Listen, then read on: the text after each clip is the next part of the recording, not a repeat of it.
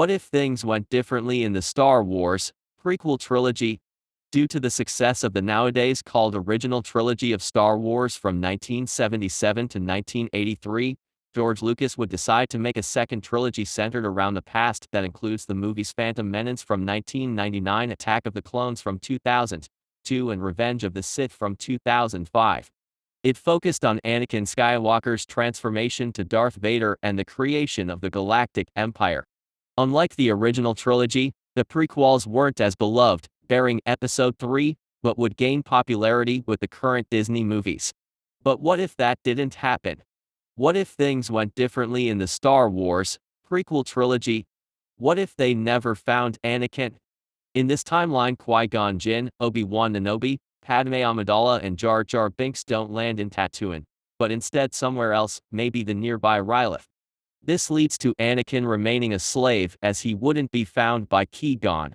They would leave soon thereafter and try to convince the Senate to act against the Trade Federation without success, which then leads to the final battle on Naboo. Qui-Gon would still die to Darth Maul, who would be cut in half by Obi-Wan Kenobi. But elsewhere, Anakin doesn't destroy the droid control ship of the Trade Federation, and thus the battle would continue.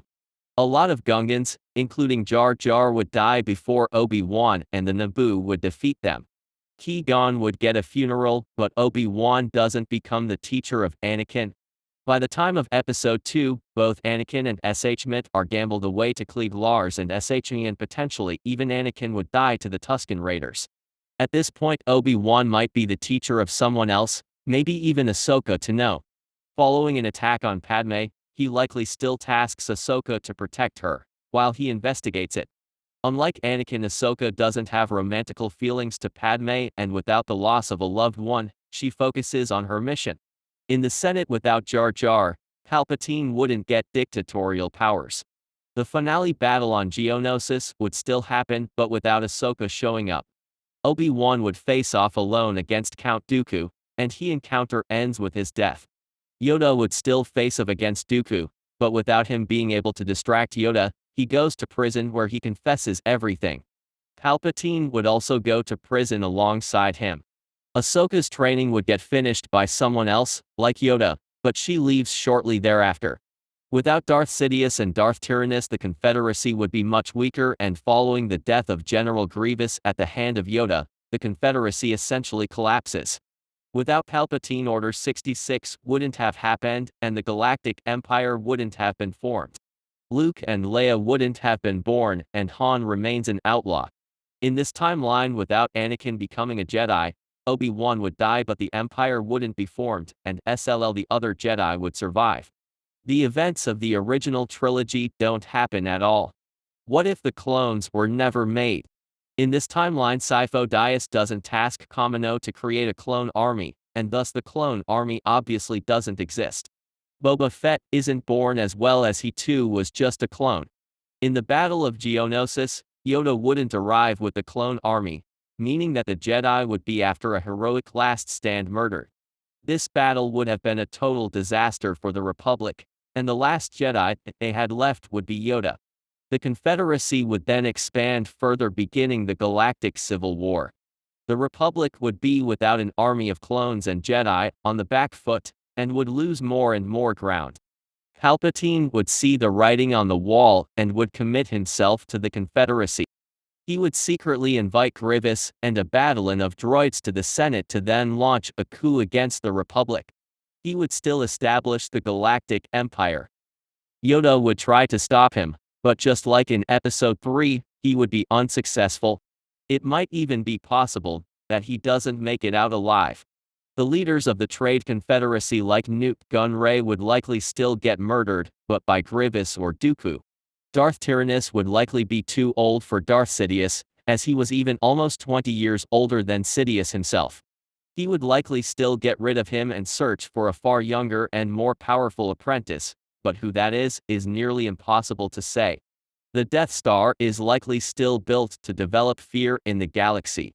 From there, the Empire essentially has achieved a total victory, and its position is secured for the foreseeable future. In this timeline, without a clone army, the Jedi would be decimated in Geonosis, and the Confederacy would win the Civil War, after which the Empire is still formed, but it wouldn't be defeated as neither Luke nor Leia are born. What if Obi-Wan rescued Anakin? In this timeline, after the Battle of Mustafar, Obi-Wan decides to stay with Anakin and helps to put down the fire that has since consumed Anakin. Anakin would try to fight off Obi-Wan, but without any limbs, that's easier said than done. Obi-Wan then brings him to the medical station where Yoda and Bail Organa are. There he would get a new suit to keep him alive. Compared to the suit in our own timeline, which was all black, this one is white. It also isn't a literal physical torture to Anakin than the one Darth Sidious gave him. Speaking of the literal devil of this franchise, Darth Sidious would detect Anakin via the Force and would arrive with a battalion of clones. A fight ensues between Obi-Wan and Yoda against the clones and Darth Sidious. Darth Sidious took on Yoda for a rematch and tasks the clones to take down Obi-Wan. Meanwhile, Anakin's operation ended and Padme, who didn't die of sadness, visits him. In the fight, Obi-Wan is getting overwhelmed with the amount of clones and Yoda, unable to defeat Darth Sidious, falls down. Darth Sidious is about to deliver the final blow, but then a blue lightsaber impales him. It was that of Anakin, and after he turns his lightsaber off, Darth Sidious falls down. In his final breaths, he asks Darth Vader how he could do that, but he responds by saying that he isn't Darth Vader, but Anakin Skywalker. The clones were confused by this, but Anakin says that since he is the rightful successor of the Emperor, he is now the Emperor and that they have to follow his orders now. He then tasks them to disband. Anakin apologizes to Obi-Wan, Yoda, and Bail for what happened, and fortunately for him, they forgive him.